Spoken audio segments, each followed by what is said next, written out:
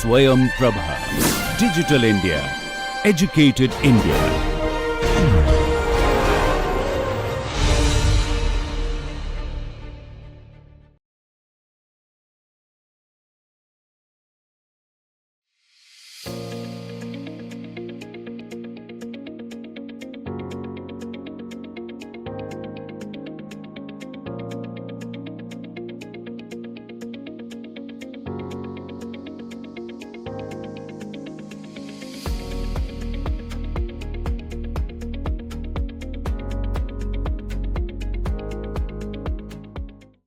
Hello dear friends, welcome back to NPTEL online course on logistics and supply chain management.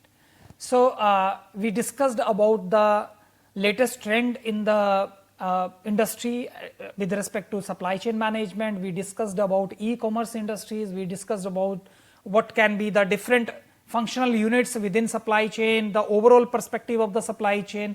Now we are towards the end of this course, and obviously when we are saying that, we need to look forward what is going to be the next, right? So we need to talk about 21st century supply chain, what are the challenges, what we are looking further, and how we can go for those dimensions, right? So in this session we will just highlight about all those parameters which we need to take care when we are talking about our very highly competitive supply chain of 21st century and after that, right? So this supply chain is obviously characterized by continuous transformation is there, right? So every day we are looking for changes, and these are obvious because of the technological advancement, globalization, and evolving customer preferences. Now these are the driving forces, we can say the impellers of our supply chain, right? So any technological advancement, now if we are talking about any disaster, right? So how quickly we can get that information in advance that there is going to be any heavy rain or flood kind of situation or earthquake. Do we have those kind of softwares, technologies with us? Those are going to predict these disruptions for us.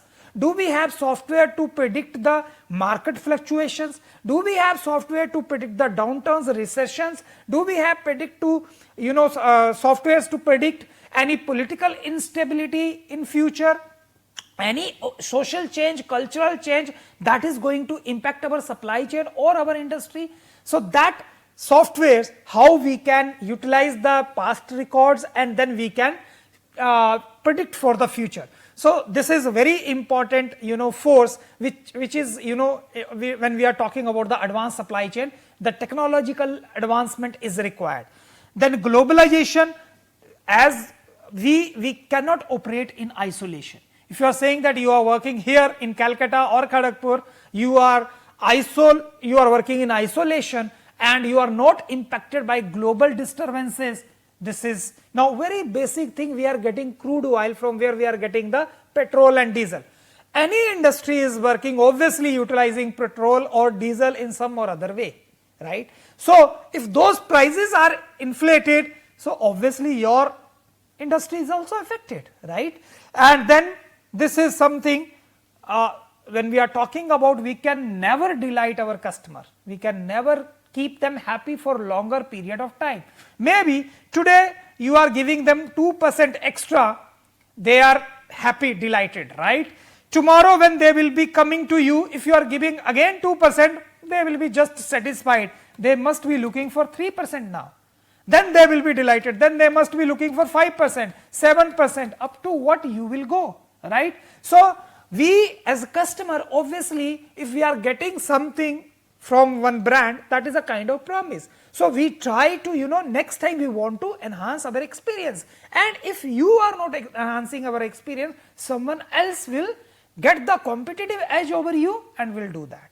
So having said that, this competitive environment where our supply chain has to be very, very competitive, should be based on real-time data and analytics. So when you are getting that information on time, obviously you can make the informed decisions. And informed decision, your complete supply chain can be streamlined in that way.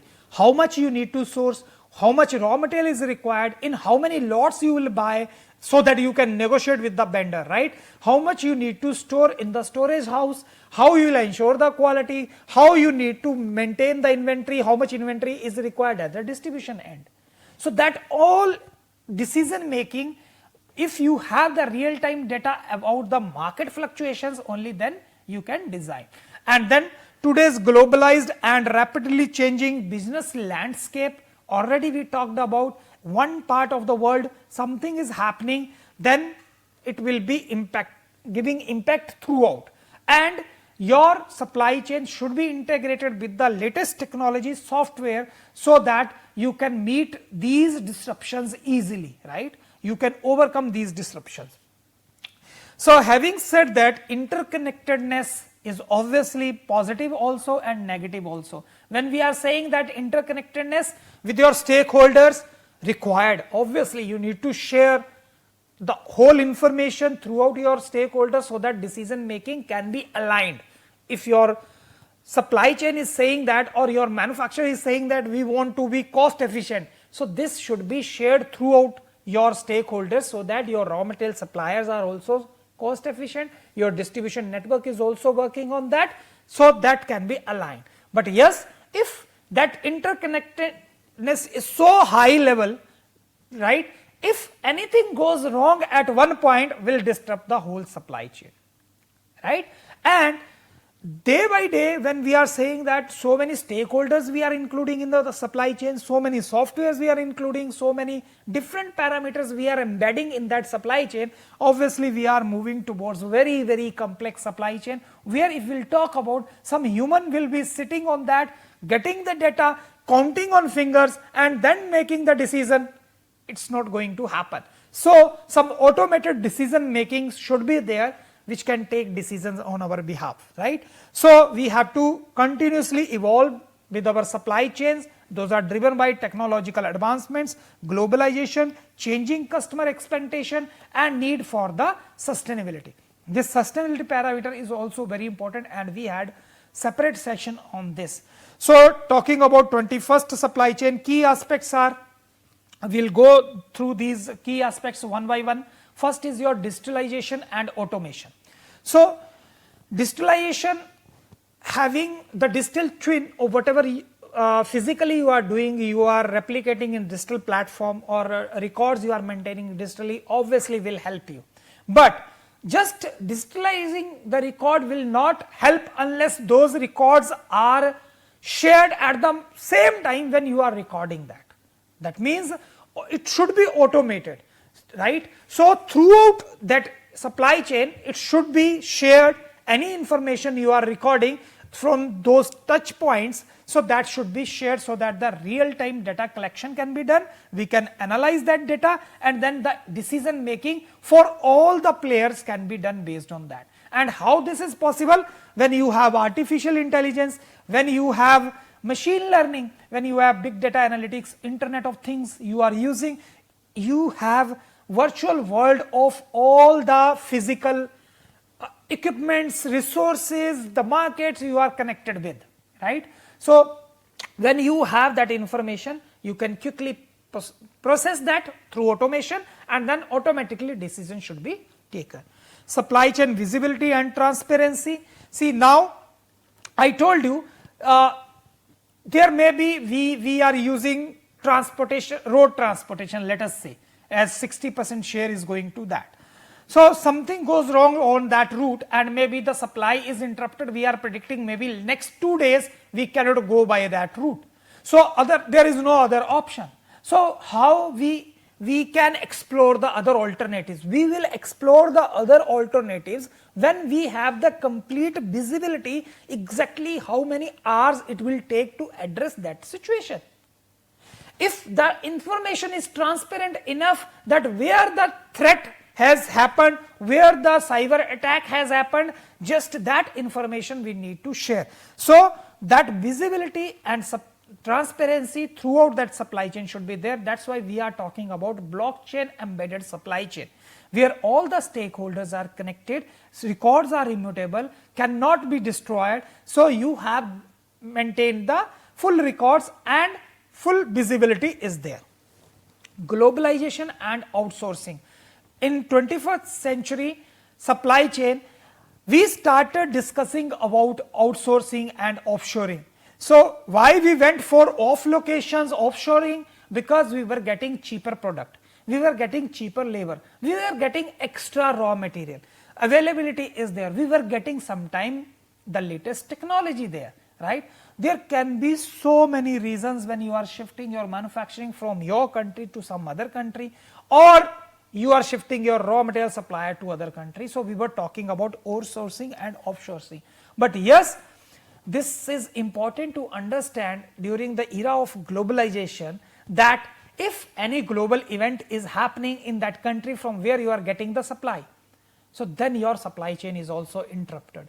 So now we are talking about near shoring, where we can set up our vendors near to our manufacturing unit, and we talk about just in time, we talk about zero inventory, we talk about customization of the product. That is only possible when our vendors are nearby to us. Whenever any change in the demand pattern, any other feature or any other product characteristics are required by the customer, how easily you can implement that? When your vendors are very closely associated with you, right? So then you can easily do that, right? Supply chain resiliency is important, as we have seen that. Now earlier we were seeing that maybe 8 or 10 years this cyclic recession was coming. So that period was for 8 or 10 years. But now you see how frequently this is happening.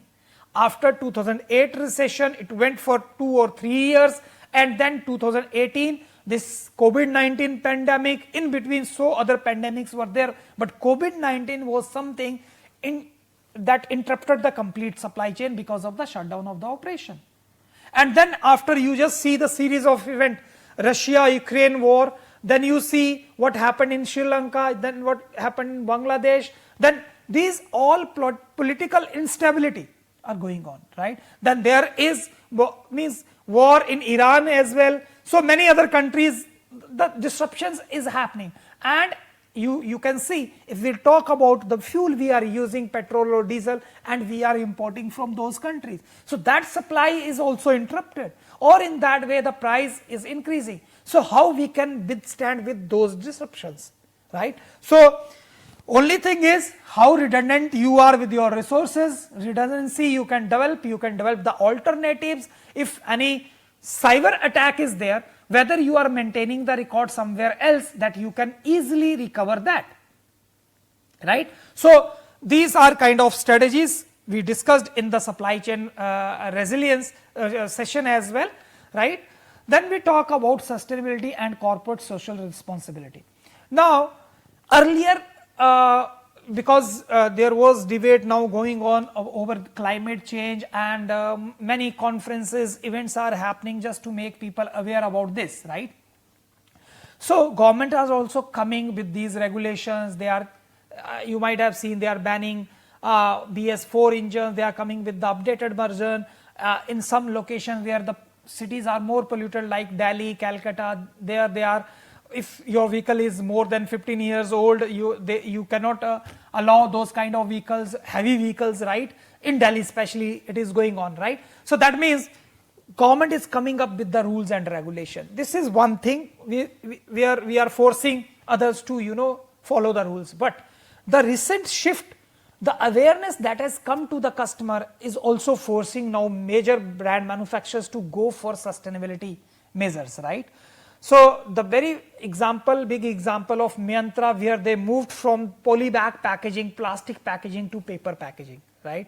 And then I quoted one case study in Europe. In Europe, if you are doing the end mile delivery using your bicycle or electrical vehicle, customers are more delighted. They are placing more orders on your website, right? So in that way, now this demand is coming from the customer, that they want complete information while delivering the product, how much carbon footprint you are leaving. So earlier we were providing on packaging the information related ingredient. Very soon you will see, when we will provide the information related how much carbon footprint we produced when we packed this product, we produced when we manufactured this product, we produced carbon footprint when we transported this product from our location to your location. Every stage how much environment we are depleting, that information is also demanded by your customer now. So you have to be socially responsible as well. Customer centricity and omni-channel logistics. Obviously customer is aware about sustainability measures, but customer also wants speed, convenience, personalization. Quickly they want the delivery. Forget about how you are meeting that, you are spending extra fuel, extra energy, extra resources, they want quick delivery. Convenience also they want, right? So if today delivery partner is coming, calling me, I am here in recording or in my office, I'll say, you come in the second half, right? Again he has to come and make the second attempt. Then maybe second time also I am not available. So third attempt, right? Then they will send back. Sending back, there is no loss for me, right? So then again you just see those resources are consumed on that process, right? So that is there. So how you can, obviously customer is demanding, but you need to minimize on that parameters also.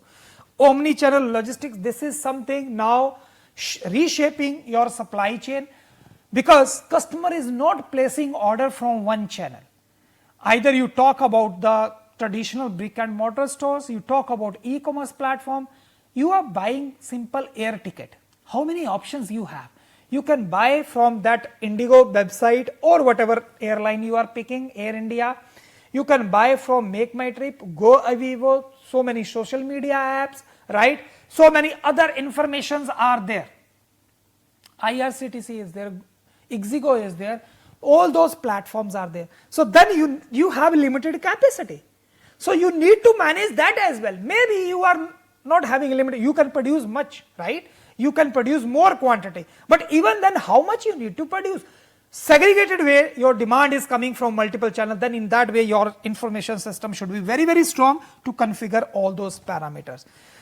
What are the supply chain trends in 2024? So these are some of the latest studies. So we are talking about your integral visibility, we are talking about sustainable brands, we are talking about regionalized supply chain, near-shoring supply chain, we are talking about RPA adoption, how robots process automation, we are talking about AI-driven decision making, we are talking about, quickly we will go through. So that visibility we talked about, it should not be nice to have. Now it is the time we must have this, and there should be unified data platform where we are getting the complete information, and then we are processing that information through data analytics, we are predicting, and then we are sharing that through our IoT setup network, right, with all the stakeholders, so that everyone can be updated. So when we are talking about any event is happening inside or outside environment, how quickly you can respond. It's not only you as manufacturer, you as transporter, you as warehouse or vendor, only you will respond. Your complete supply chain, all the stakeholders have to respond, right? So in that way only you can quickly address that situation in hand and then optimize your cost, improve the overall customer experience. So why this visibility is so important? Because now your supply chain is so complex and customers are always, they were king, they are king and driving force, they want all the things and they are putting so many complexities on that supply chain. Compliance, and then I want the environmental information also. I want to meet all the legal parameters also. So I need to track, right? I need to make the supply chain transparent, visible to anyone who wants to record what I am doing, how much carbon footprint I am leaving, what resources I am utilizing. That information should be visible. And competitiveness, obviously if you want competitiveness, information, this era is only, the game is based on information. How quickly you are getting the information, processing and then taking the decision, you will be first. So right now it is better to be first than it is to be better, right? So to be better, obviously subsequent stages you will be there, but it is better to be first to respond to that situation. Sustainability becomes a key brand differentiator, as I talked about in Europe. If you are doing that end mile delivery using your bicycle, you are brand differentiator. That is becoming your USP. If as Mantra you are doing paper packaging, recyclable packaging, you are brand differentiator, right? And then circular economy models, how you are implementing. This is what I was talking about, life cycle assessment. So using this software, you need to put this information on your packaging, how much environment you depleted during that complete process. Let's say these many stages were there to produce that product, right? How much environment you depleted at the first stage, second, third, fourth, fifth, right? In terms of how much energy you consumed, right? So life cycle assessment software will help you to find out how much energy you consumed, how cost efficient you was, economic parameter, environmental parameter, and what impact was there on the society. That you can calculate. If per unit of electricity you consume to produce that product on that particular stage, per unit of electricity to get that much electricity, how much environment was depleted. That life cycle assessment software will help you to calculate, right? And then rating agencies and consumer request is there. You need to meet those environmental sustainable goals, right? Whatever are there, environmental, social and governance. These three parameters you need to touch, right? And you have seen that now we are talking about electric cars, green business, green packaging. So, and awareness is there. That's why people are picking most of the, now the scooters are coming with the electrical bikes only. Electrical bikes, they are selling huge in numbers, right? So this concept we need to understand. Circular economy, let's see that this is raw material which is entering in our that circle. We are manufacturing, we are distributing, and then we are consuming here, and we are producing the byproduct as waste. This is a linear economy. But see, linear economy is not the long term solution. Whatever byproducts we are producing in that process, how that byproduct can be, we can reuse that, reutilize, right, remanufacture. Maybe in the same industry we cannot utilize, maybe there is some other industries we can find out, the industry 1, 2, 3, 4, where we can utilize that byproduct waste after the end use. So this is the circular economy model we can implement. Talking about again the supply chain trends in 2024, regional supply chains are required just to meet those disasters in better way, right? So we talked about near shoring, nearby our vendor should be, and we should have multi-node networks, localized production should be there. So if we are depending upon our vendors which are situated overseas, so obviously if economic activities are shut down due to COVID-19 in China, your supply will be interrupted, right? So then we need to go for multi-sourcing. We need not to depend on minimum number of suppliers, one or two, few suppliers. You should have many suppliers, so that in that way the supply chain can be, smooth supply chain can be ensured, right? So now there is trend. Now again we are coming back to regional models. Earlier we were doing same when we talked about the barter kind of system. We are regional supply chain. What we are producing here in Kharagpur or West Bengal, we are consuming here only, right? So again we are looking for, we are taking some parameters out of that model only, and just to avoid that and implement these kind of zero inventory and just in time inventory models, right? Obviously we cannot deny from the benefits we are getting from the global supply chains in terms of the quality we are getting, the technology we are getting, the raw material supply we are getting, the price we are getting, right? But yes, then you have to make the trade-off looking into these kind of ventures, whatever is happening in the outside world, right? So the supply chain risk management steps already we discussed in the last session. Quickly overview. First, establishing the proper governance for the process, identifying who are your critical suppliers, right? Now maybe you are sourcing 1,000 different components, raw material, right? All those 1,000 raw material don't require equal attention in terms of, we talked about ABC model, where we talked about C type of components near about 70 to 80%. So 70 to 80%, which are only contributing 5 to 10%. So that means even if I will maintain the inventory for longer period of time, for these 70-75% component, only cost is 5 to 10%. So why I am thinking to maintain long term inventory? Because I want to outsource to offshore, to some overseas vendor where I am getting the location advantage, where I am getting the technological advantage, price advantage, quality advantage, whatever it may be, right? So I am ready to maintain the inventory, but on the other hand, we have those 20 to 25%, those small number of items which are contributing huge in terms of value, right? So then those products should be very, very near to your setup, because that inventory is very difficult to maintain, because they are carrying almost 80% of the cost, right? So this is how you can implement this. Supply chain, adopt a robotic and autonomous system, which I was talking about. Already we are facing shortage of manpower. We already talked about warehouse management software, we talked about warehouse robots which can easily place the products on the shelves, easily identify, retrieve the inventory.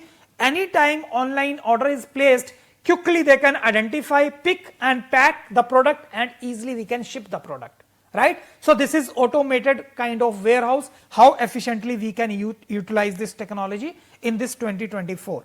Next generation AI, when we are talking about generative AI which can generate data for future, replicate the data, can predict the future in terms of, if you are talking about future maintenance of the plant, maintenance of the machinery, absenteeism rate of the people, disruption in the raw material supply, disruption in the external environmental forces, whatever are there, we can predict that.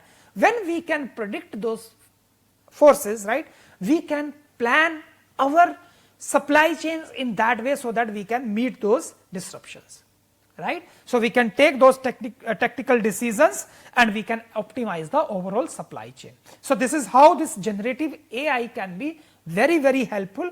They can track the patterns, and then even if you are talking about the route optimization. So last 10 times what route I have taken, how many times I have faced the disruptions, traffic jams, all that AI can predict all those things, and then can suggest the best route, or maybe can suggest sometimes that if I'll change the mode of the transportation, maybe I'll get the economic benefit, environmental benefit, sustainability. So these are few points. You can see significant benefits of AI. If predictive maintenance is there, that means there will be no breakdown in the machine. We can cut down the downtime of the machine by 35 to 45%. It's not only we are cutting down the downtime, during this time also we can produce, and when the machine is breaking down, we are producing some rejection, and that also will not produce now, right? So that means overall production quality will improve, the production quantity will improve, and this you can see is well reflected in the figures. And overall increased productivity, in hand we know that now machine this is going for repair, we have the alternative option, we can design that, and in that way we are not producing any rejected material. Earlier what we were doing, anytime machine first will break down, we will produce the rejected material, for some time we will keep on producing the rejected material, then we will realize, oh, something has happened and we need to repair that machine. Okay, let us go for maintenance, and then we have no alternative plan. So you can just imagine with this technology how we can be more effective, and this is the report highlighted by McKinsey. Digital AI driven forecasting reduces error by 50% in the supply chain. You can be more efficient in meeting your supplies and demand, right? So logistics obviously considered as the backbone of any trade, talking about the product manufacturing industry. So when we are talking about that, you have to implement all the technologies, all what concepts we are talking about in your logistics framework. So technological integration should be there, automated, like I talked about the route planning, how you can go for automated route planning, artificial intelligence, data analytics, in order to streamline your operations, reduce errors and increase the overall efficiency of your vehicle. E-commerce boom is another very big factor which is affecting your evolution of overall your logistics. And there was one session on e-commerce industry, right? We have seen that where we are saying that half an hour delivery, we are saying 1 day delivery, we are saying 2 day delivery, right? So then we are talking about end mile delivery using drone and autonomous vehicle deliveries, right? What challenges we are facing in 21st century? Obviously disruption is one, right, coming from the environment, internal, external, environmental sustainability, because these measures are changing very frequently, right? So we have to take care of those. And this is one thing, it's not that labor intensive jobs we can replace by robots, but to run robots, to run technology, still we need to maintain few manpower, and that manpower is highly qualified professionals are required to maintain the software, to maintain the robots and technology, right? So what can be the solution? Best solution for major problems we are facing in supply chain: data sharing, transparency, visibility, where is my product, what happened on the way, how I can share the information, demand fluctuation, predictive analytics, that all will work, how quickly you are sharing the information. And the obvious solution is blockchain technology. Once you have the blockchain technology, you can go for the predictive analytics. You go what happened, how this happened, and what will happen in future, and how will we can make it happen in our own way, so that it can have minimum impact on our supply chain. And then we talked about the collaborative platform, where all the stakeholders should be on one platform. Unified data should be provided to everyone, so that one planning can be done. So ESG, environmental, social and governance, supply chain dynamics also we need to consider. We talked about now, as this is the requirement from the regulatory body, this is the requirement from the customers as well, and your competitors are also moving, they are providing information. So Mantra is highlighting 100% recyclable packaging. So obviously that is helping you to build the brand and move the crowd towards your brand, because you are more conscious in that way. So when we are talking about environmental parameter, energy efficiency and greenhouse gas emission, deforestation, this they have ensured. Mantra, when they are using paper packaging, obviously that can enhance the deforestation, but they collaborated with one organization, NGO, where they are going for more and more plantation. Circular economy, waste management, when we are talking about society, how you can contribute, how you can improve the overall quality of life, give them more opportunities, and how you are meeting the all the whatever your environmental regulations are there, or if you are talking about your cyber security, or if you are talking about any reports you are generating, you need to disclose with the government. This is another web-based supply chain management, which is totally internet-based kind of platform, right, where we are placing order like e-commerce platform, right, and we are distributing, we are tracking that system. And obvious examples, and Amazon, Flipkart, eBay, Mantra, what they are doing, right. So some benefits of, obviously we have enhanced collaboration with the suppliers, or like JD.com we discussed about directly putting the material from the manufacturer to the customer, improved visibility, anytime you can track the order, cost saving, because all the intermediaries are removed, you can reduce the cost, you can scale up and down the operation, because that much you will buy from your buyers, your vendors, enhanced customer services, whatever they want, customized product you can deliver, data driven insights, you have data all the time, you are generating data from the touch points, artificial intelligence, and then generative AI is helping you to take the decision. So this is how overall it will improve.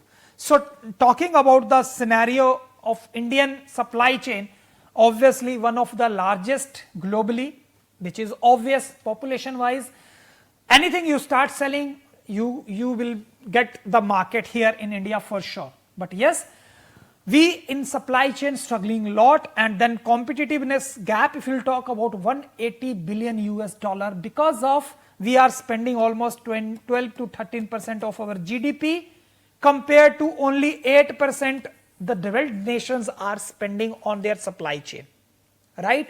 So there was one conclave held on supply chain transformation for efficiency and capability, where from all part of the world, many CEOs and directors, experts in supply chain, they participated, and they also discussed that Indian supply chain, because the market potential is huge, in terms of raw material suppliers are also in numbers, right?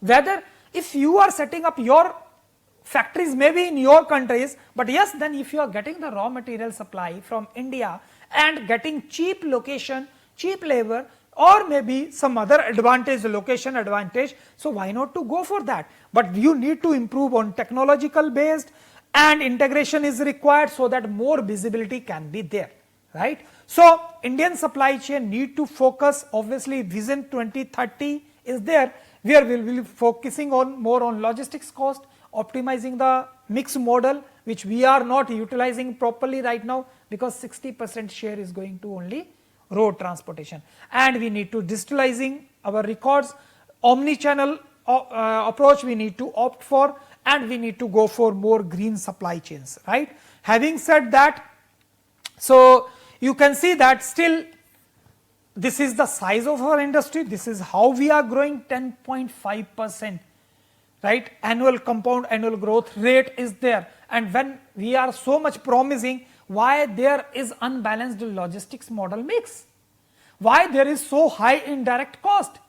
Poor infrastructure on the road, you see the infrastructure conditions, right? On the road to travel 1 mile, how long it is taking? If we will talk about train also, we are traveling only few kilometers, 15 to 20 kilometers per hour. Can you imagine? This is not that speed cannot be maintained with that weight. Yes, we have the tracks, we can maintain at least 60 to 70 kilometer per hour, but that we are not able to maintain. Why? Because huge traffic is there. So that is one. So other parameters are there. So COVID-19 pandemic also exposed our supply chain, and you can see this we need to, how we can cope up digital solution, right?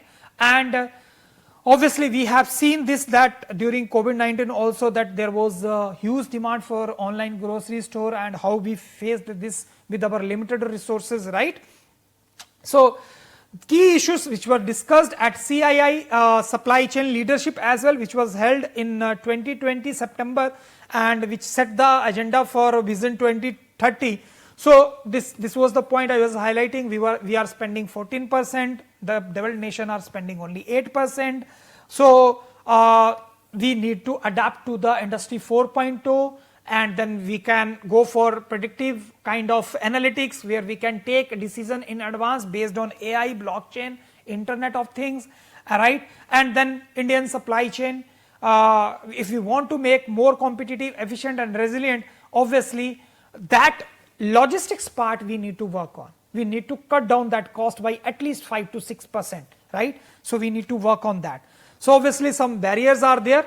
Unbalanced model mix, that is 64% by road, and you can see 6% of GDP, rail 30%, water and air only 5 and 1% underutilized. High indirect cost is there, poor infrastructure, this is what I was talking about, train speed is 20-25 kilometer only per hour, right? Limited technology adoption, because initial investment is high, and small players are there, small, medium, micro enterprises are there, which cannot afford those technological, platform, right? And then fragmented trucking network, that is also there, not regulated. So when not regulated, fragmented way, so if it is organized, how many times they are traveling without any freight? So if they are traveling from Kharagpur to Calcutta, they are taking some lot. On the way back from Calcutta, maximum time they are traveling, they are not utilizing that container capacity. So these are some of the challenges. You can see transportation 40% is the share. If we will, only thing is we need to work on this parameter of logistics. Either we need to go for intermodal transportation, or we need to improve the connectivity infrastructure, right? So yeah, we can conclude that 21st century supply chains must emphasize on innovation, collaboration and sustainability. talking about these things, obviously 5 major components we need to take care. Insight driven enterprise, digital customer engagement, digital enabled workforce, digital service optimization, digital ecosystem. So we need to digitalize the supply chain is one point. How quickly we are sharing that digital information throughout, that visibility, transparency. If one decision we are making at, let's say, distribution point, how it should be shared throughout the supply chain with all the stakeholders, even with the suppliers of supplier, first supplier, right?